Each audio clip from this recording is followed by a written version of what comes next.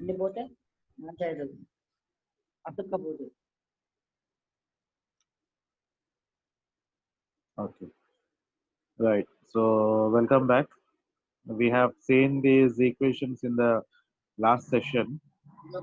We are analyzing the propagation of electromagnetic wave in a rectangular waveguide, wherein we said the electromagnetic wave can propagate in TE mode, TM mode, as well as in TEM mode, TEM mode in general.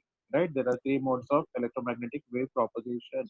Now we are trying to understand if waveguide supports all these three modes, and for that we have to obtain the expressions for field components that are propagating through the waveguide.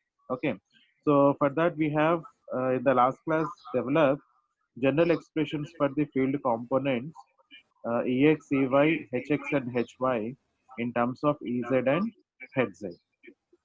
Okay, so in order to obtain the field components we need the value of Ez as well as Hz only, so that we have the values of Ex, Ey, Hx as well as Hy, right?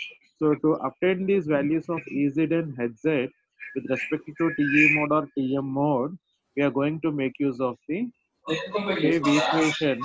Del square E is equals to minus omega square mu epsilon into E. Somewhere like my voice is resounding. అది ఎవరి దగ్గర చూసి ఒకసారి mute లో పెట్టేసుకోండి. Lokesh sir, Lokesh Lokesh కొద్దిగా mute లో పెట్టుకున్నాను నేను.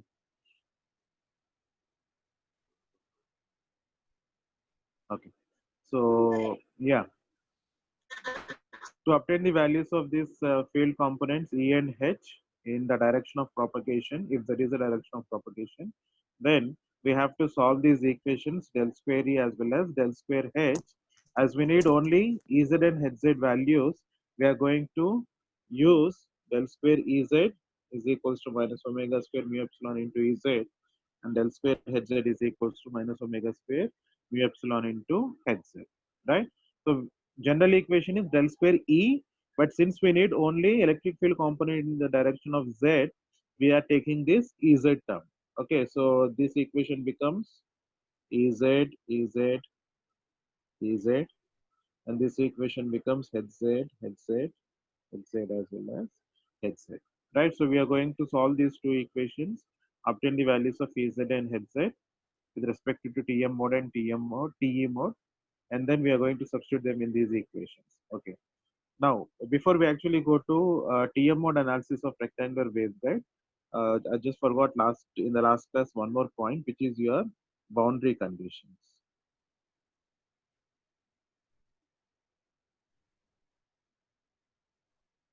Right. Now we have derived the boundary conditions in third chapter, right? For dielectric medium as well as in for dielectric and conductor medium. Therein we have seen that few of the components are becoming zero, few of the components are not becoming zero. That is normal component and tangential components of electric field as well as magnetic field and electric flux density and magnetic flux density. Few components became zero and few components were not zero, right? So from those values that we had obtained previously, what we are going to use here is we are going to depend on two boundary conditions, right? We are going to depend on two conditions. One is for electric field and the other one is for magnetic field. The first one is tangential component of electric field at conducting surface is zero, right? This is one boundary condition. What does it say? Tangential component of electric field at conducting surface is zero, right? Similarly, uh, normal component of magnetic field at conducting surface is zero, right? If you guys remember, good. If you guys don't remember, you can go back to boundary conditions that we have derived for dielectric and conducting medium, wherein we have obtained these two boundary conditions. Tangential component of electric field is zero at the conducting surface and normal component of magnetic field is zero at the conducting surface, right? So what are your tangential component and normal components? See, if you are having a rectangular waveguide, something like this, right? This is your x dimension, this is your y dimension, and this is your z dimension. And if I'm placing my rectangular waveguide like this, right? This is your narrow dimension, and this is broader dimension. Okay, so this is a dimension, and this is b dimension, and rest of the waveguide is like this. Okay, so here the direction of propagation is z. Okay, now there are four sides of your waveguide. This is a hollow structure, this is your first side, this is your second side, this is your third side, and this is your fourth side, right? Now here, what will be the tangential components? Because we know we have totally six field components: ex, ey, and ez.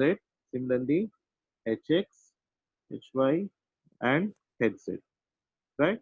Now, of these six field components, what are the tangential components at these four walls, right? Because we are going to apply these boundary conditions in order to obtain the values of some constants that we come across while we are performing TE mode analysis and TM mode analysis of a rectangular waveguide, right? So that's why it is very important to understand what are the tangential components at given dimension, what you call, given side of your waveguide.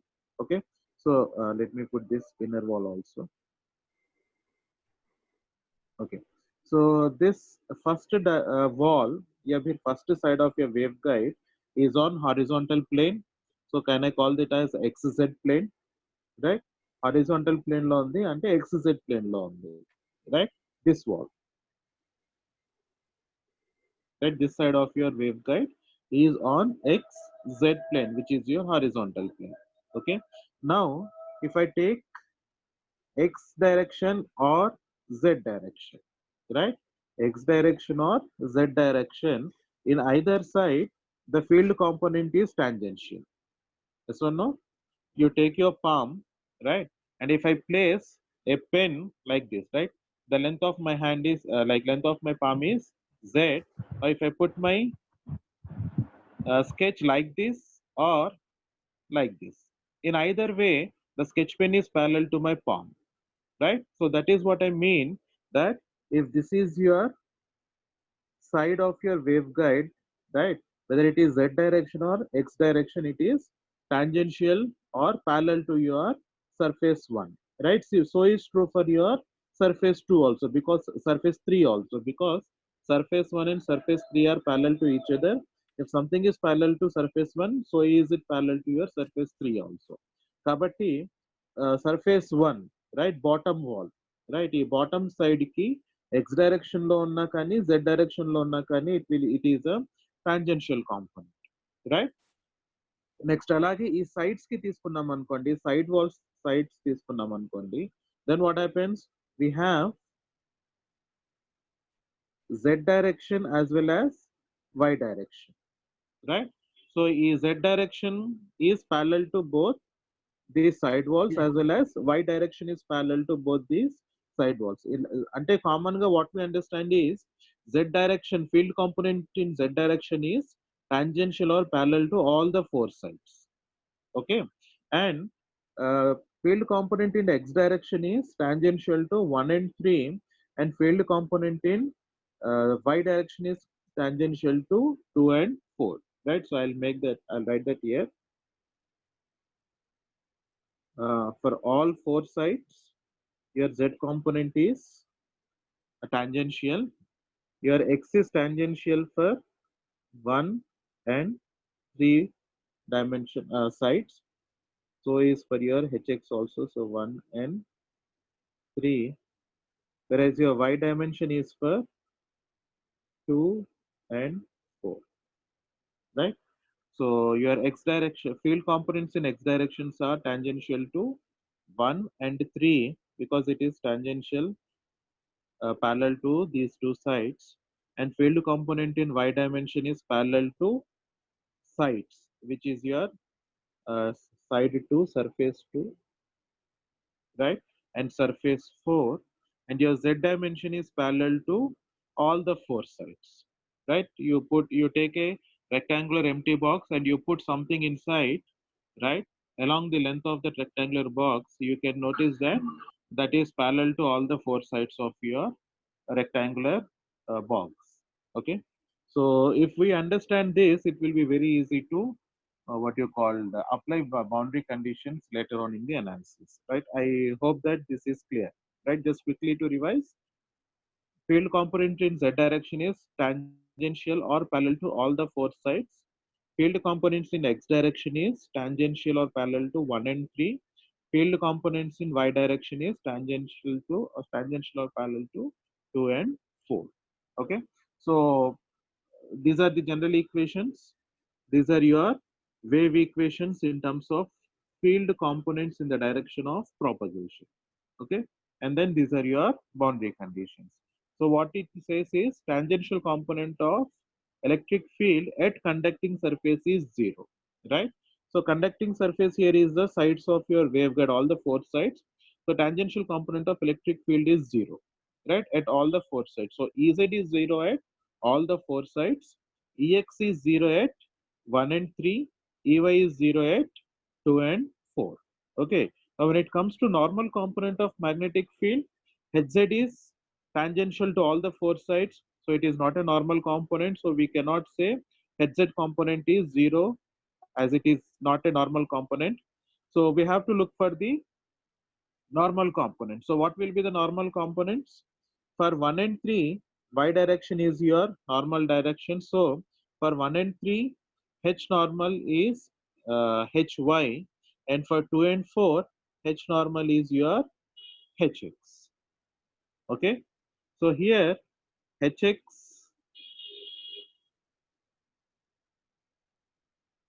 oh, okay, sorry. This is true for only electric field, my tangential components. But when it comes to normal component, hx is normal for 2 and 4, right? Sorry, దాంతో పాటు ఇది కూడా చెప్పేసాను నేను. It's my mistake. hx is a normal component to side 2 and side 4. So therefore, hx is normal to side 2 and side 4. So therefore, hx is 0 at side 2 and side 4. hy is normal to 1 and 3. So therefore, 1 and 3, right? Hz is not equal to 0 at all the fours because Hz is not at all a normal component to any side, right? So I apologize. I was explaining for electric field and I have commonly applied it for magnetic field.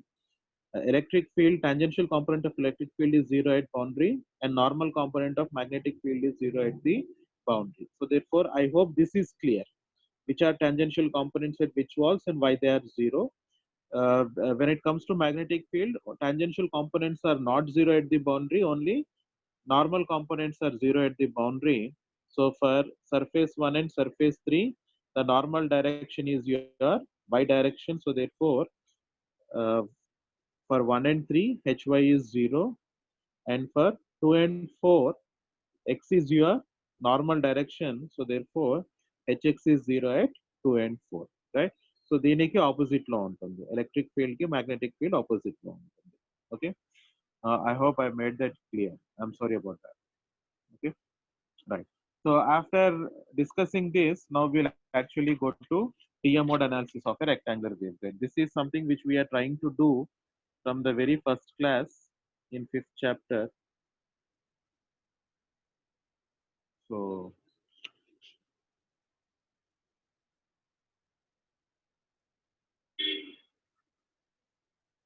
TM mode analysis. Okay. So for this, what we do is we take a rectangular waveguide,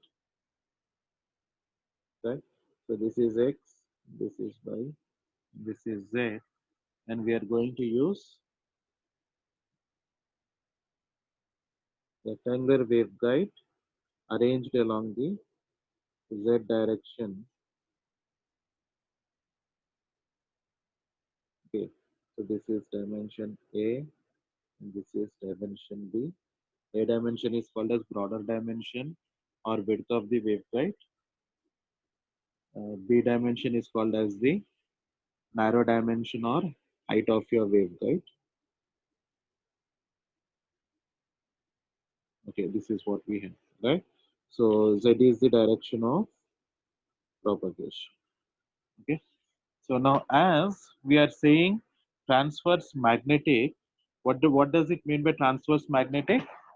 Magnetic field exists in the directions perpendicular to the direction of propagation, right? Transverse magnetic means magnetic field exists in the directions perpendicular, transverse to the direction of propagation, right? Or the magnetic field is zero in the direction of propagation. Either way, it is same, right?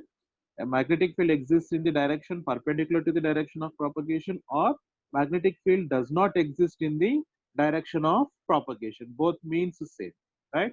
So if magnetic field does not exist in the direction of propagation, then what is the magnetic field in the direction of propagation? Hz, right? We are saying magnetic field in the direction of propagation is zero, or magnetic field exists only in the direction of perpendicular to the direction of propagation. Okay, so now when we have the value which is Hz is equals to 0.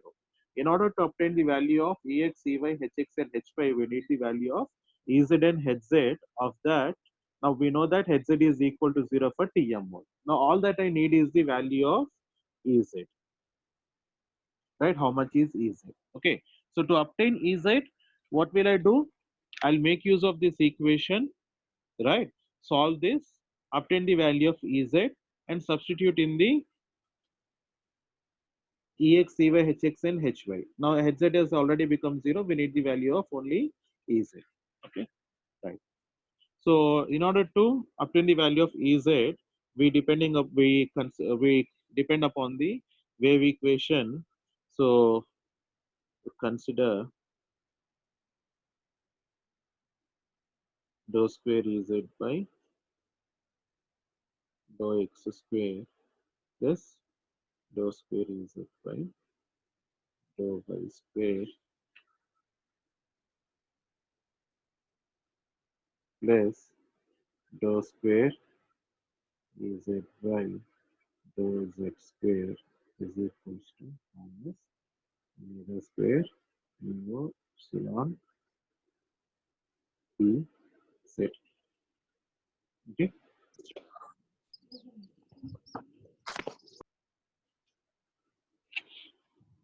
right. Now we have to obtain the value of Ez. Okay, now we have already replaced dou by dou z is equals to minus gamma. So therefore dou square by dou z square can be written as gamma square dou square Ez by dou x square plus dou square Ez by dou y square plus gamma square Ez. I'll bring this side. So plus omega square mu epsilon Ez is equal to 0. Okay. So taking Ez common in that, we'll have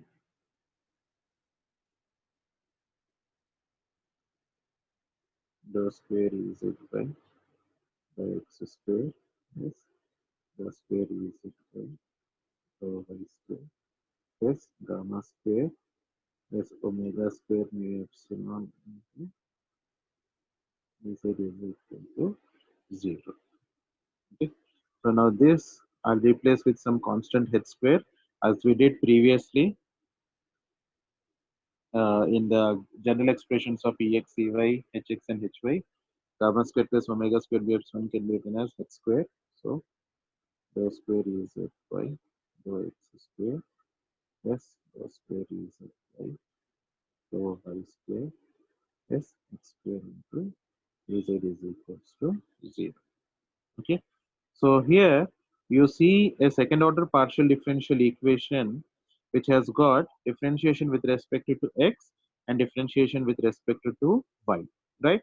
So the solution of this equation is the value of Ez, isn't it? So the value of Ez is going to be function of x and function of y, right? So I hope you guys remember this solution of second order partial differential equation using variable separation method, right? So for that, what we are doing here is, so using variable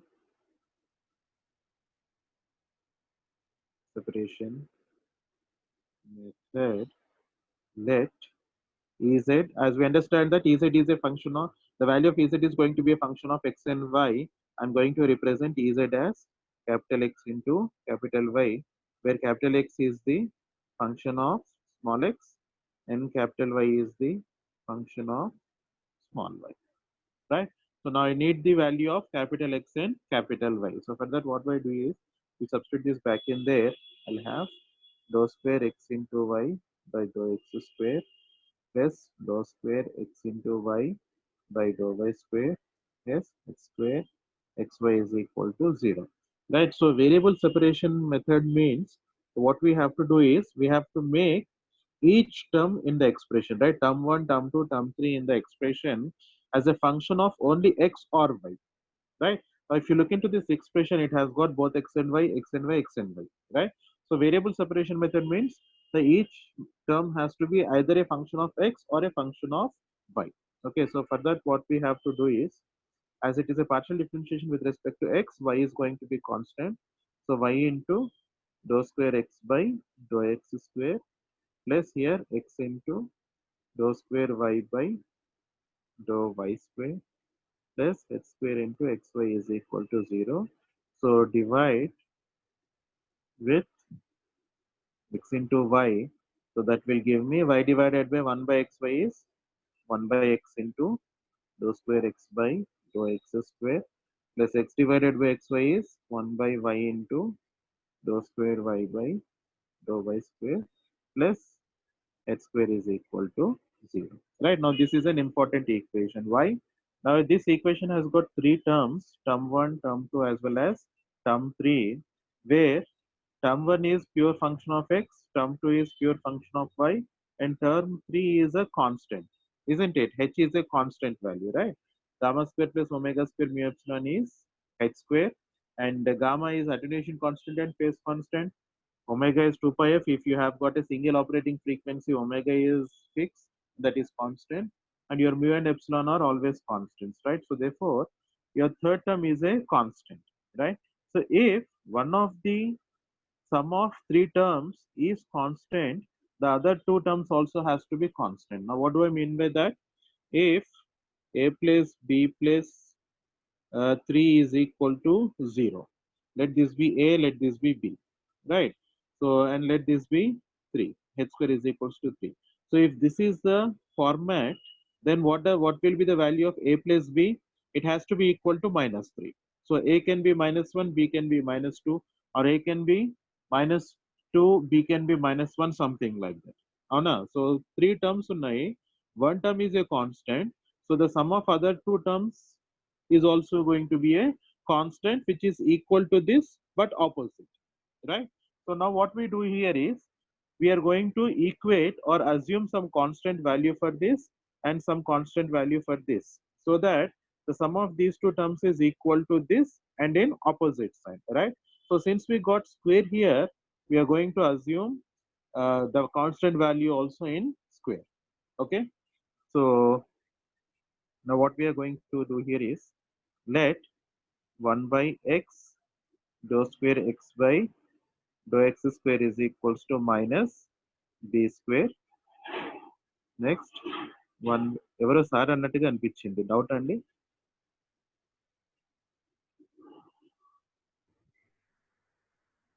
to minus a square. Okay, so this term I have made it to minus b square and this term I have made it to minus a square, right? So this will make the above equation as h square is equals to a square plus b square minus b square minus a square plus h square is equals to 0. So h square is equals to a square plus b square, right? Now this equation is called as characteristic equation of waveguide. WG is waveguide, C is transfer characteristic equation. So this equation is called as characteristic equation of waveguide, which is something we will refer back to while we are discussing the waveguide parameters, right? So I hope till this it is clear. We have taken a wave equation to obtain the value of Ez, and then we have simplified it further, and now we understand that the value of e is going to be in terms of x and y. So we have assumed two functions which are functions of x and y individually, right?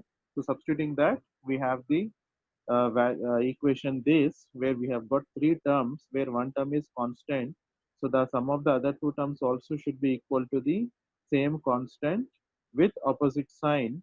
So what we are doing here is we are assuming some constant value for this and some constant value for this. So you are ending up with h square is equals to a square plus b square. And this is what you are calling as a characteristic equation of waveguide. Okay. Right.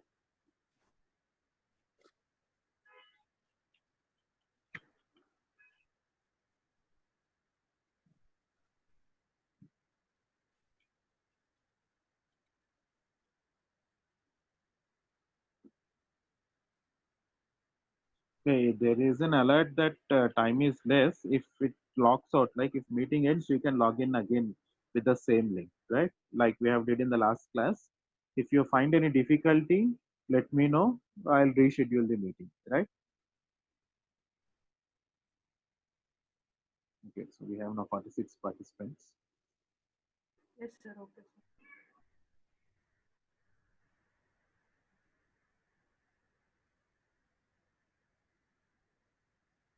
Repeat once again from blueprint.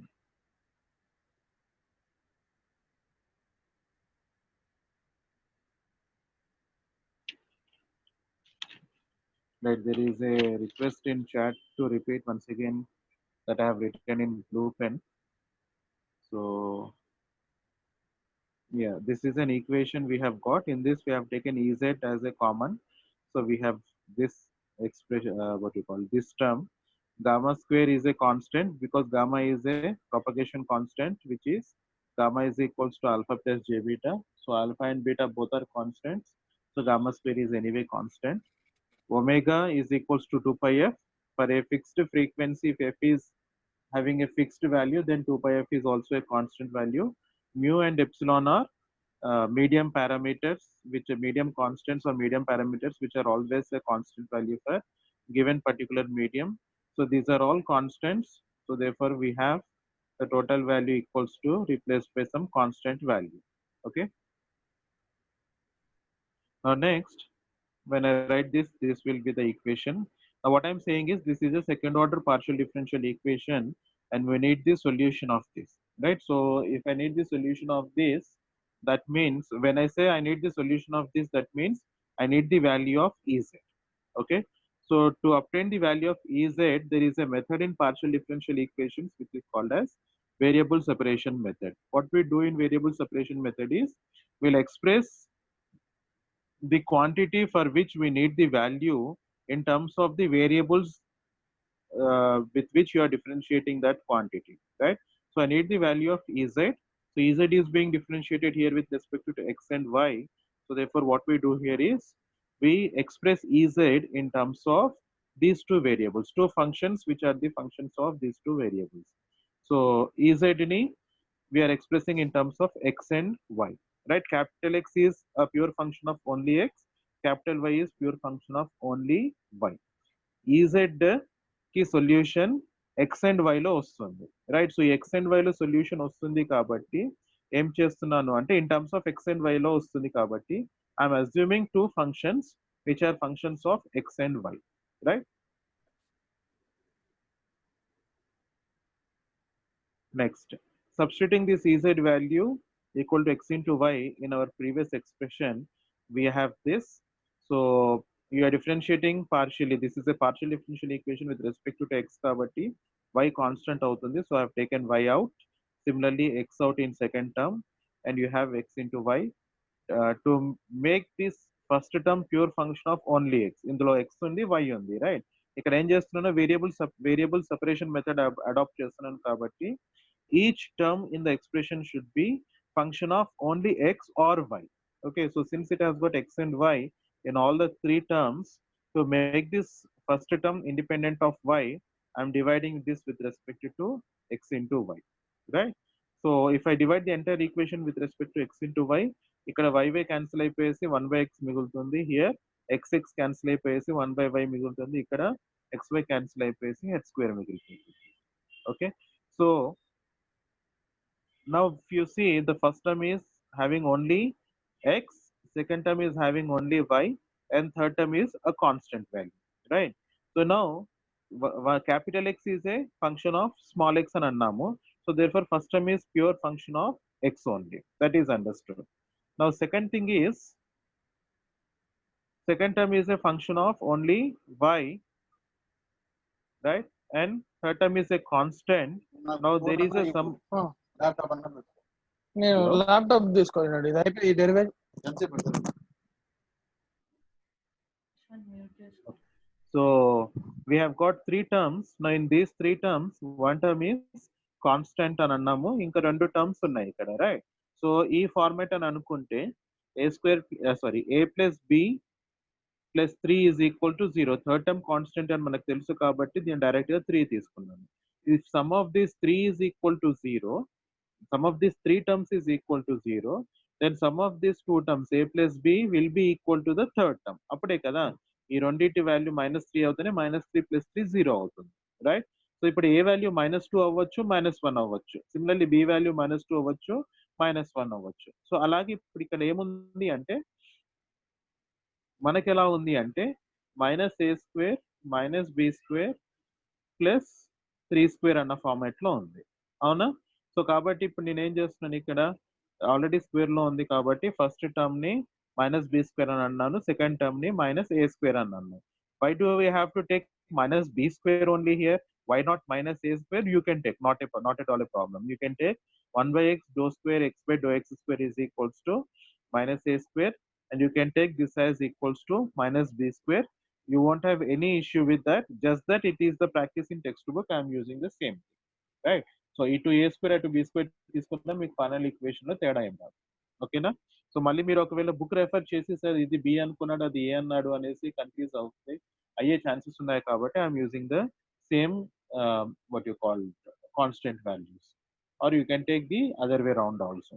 So this I have taken it as -b², this I have taken it as -a². So adding all these three terms, we'll end up with h² is equals to a² plus b². Okay.